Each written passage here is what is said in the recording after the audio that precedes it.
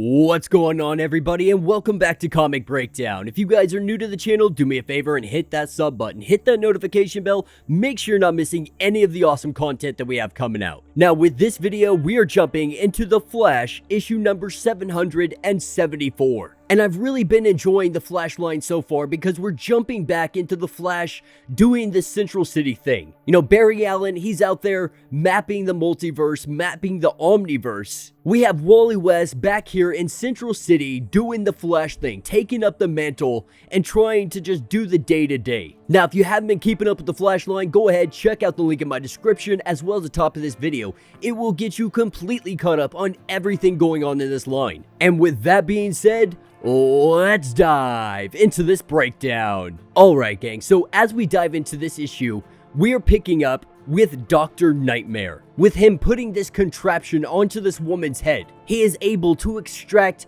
some of her darkest nightmares. We see what appears to be a purple bubble forming above her head. And when this purple bubble pops, we see an elephant that could only be formed in somebody's subconscious nightmarish mind. And little does the Flash know that Dr. Nightmare is about to terrorize all of Central City. But that's where we pick up with the West family. And right now, Wally West, he is extremely nervous. And that is because he is about to do his first ever daughter-daddy dance. Now, anybody that has a daughter, anybody that has children, they understand the significance to things like this. It's a huge deal. It's the first dance that your daughter is ever gonna have. It's your first chance to make an impression on how people should treat her when they take her out. But not only that, this is the first dance of one of many. But he also understands that then comes the second dance, and then the third, and then eventually she's not gonna want to dance with him,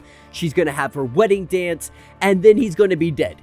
You know, life's just coming at him. He's realizing how fast things are moving, how quickly his children are growing up. And as he panics, as he is worrying about all of this going on, this is where he sees his young daughter walking down the stairs. And she looks absolutely adorable. And so with them taking a picture, he grabs his coat and they go ahead and they head out. And as they're driving, he's just really learning how intelligent his daughter is. They're having great conversations. It's just really very memorable moments that Wally West is always going to cherish. But as they're driving to this daddy-daughter dance, there seems to be a purple haze surrounding them completely. Not sure what this is. Maybe a dense fog, but as they drive through it, they start to feel a little bit sleepy, but thinking maybe they're just a little bit tired. They go into the place. They go in to see everybody dancing, expecting to see everybody dancing, but that is not what they get. What they see is everybody laid out on the ground. And with Wally West rushing over there, he goes to find out if they're still alive, and they are. It appears that they are just knocked out, they're just sleeping. And no one at 911 is answering their phones either. And so not understanding what is going on, he tells Iris that it is time for them to speed off, get home, and try to figure out what's happening. But as they go to try to speed off, their speed is not working. Right now, they feel too tired to be able to use their powers. So whatever's happening, that fog that was surrounding everything, it made people fall asleep. But because of their speedster abilities, it didn't make them fall asleep, but they're too tired to even use their powers right now. And so deciding they're gonna do this the old-fashioned way, they jump into the car and they start heading home. But as they start heading home, this is where they see Dr. Nightmare come riding in on his nightmare elephant. Blowing past them, Iris realizes that they are headed to Wally West's work. And so Iris jumps out of the car, she goes to try to follow, and Wally at this point he's freaking out. He's like, what are you doing? Get in the car. Neither of us have our powers, our speed. We can't really do much, but she wants to go investigate. She wants to figure out what this guy riding a giant purple elephant is doing in the city. And of course, Wally West, his only thought is to make sure his daughter is safe. And while Wally, he tries to get her back into the car, she uses some manipulation here, telling him that this is a learning experience, something that she can learn from, that's something he has been promoting her to do. Not necessarily go out and watch this stuff, but take opportunities as they come at you. And so understanding her logic, he tells her like, all right, you know, you are a speedster. Eventually, you're gonna have to be doing this crime fighting as well, so we're going to investigate, but you need to stay by my side and listen to every word I say. And inside, we see Dr. Nightmare. He's used his contraption on yet another unsuspecting individual. Popping this bubble, a giant golem-like individual comes out, and we see it rip off the safe door. So it appears that Dr. Midnight, his goal is to steal some technology, probably so he can amplify this to even greater extents. And while that's all transpiring, Iris and Wally, they're watching nearby. As they're watching all of this transpire, Iris, she sneaks off. Sneaking off, she runs over to try to grab the helmet that Dr. Nightmare is using. I always want to call him Dr. Midnight, but this is not the JSA.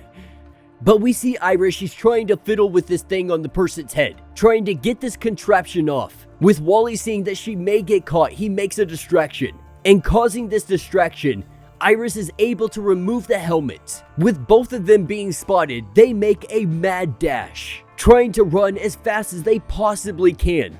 And behind them, they see a whole horde of nightmares. All of them coming after them, trying to grab that helmet. With these two locking themselves inside of a room, they're trying to figure out what the heck they are going to do. Thinking maybe that they can call the League in. They can get the Justice League in to help them out.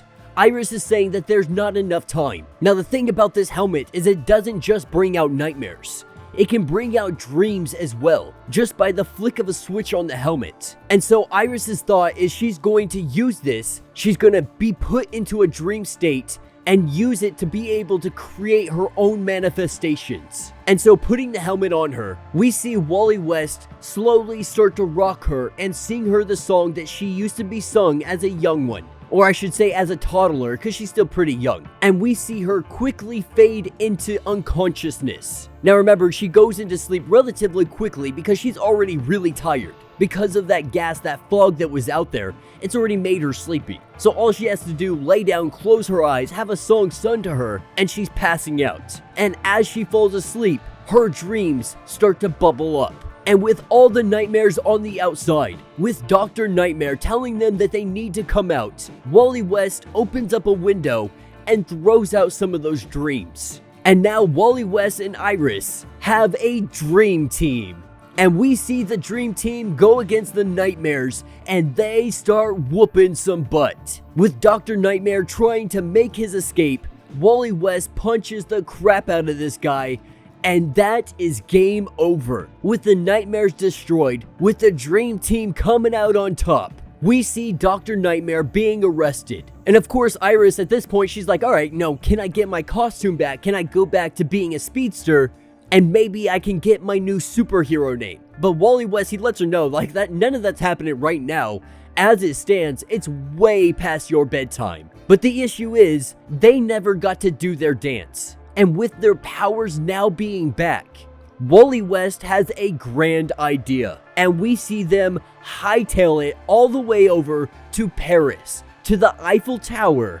And we see them do their first daddy-daughter dance. Now, as this starts to close out, we see the mysterious glaive that has been cutting its way throughout the entirety of the universe. Not even our yellow lanterns were able to propel it. Jessica Cruz, now a Yellow Lantern, did everything she could to be able to stop this, but nothing was able to stop it. And now it lands directly in Central City. And with it landing at its destination, its evil work can now begin. And that will be the end of this issue. So let me know what you guys think down in the comments. Like I've said before, I'm a huge Flash fan. I absolutely love Wally West, Barry Allen, the whole Flash family.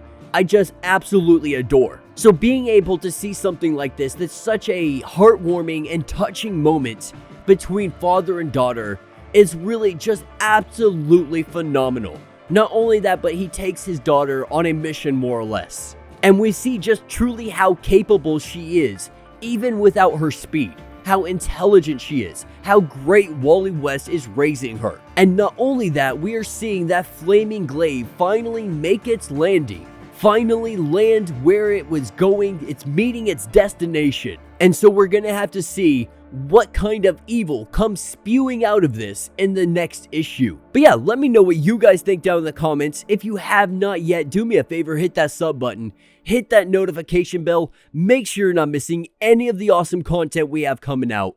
And until the next breakdown.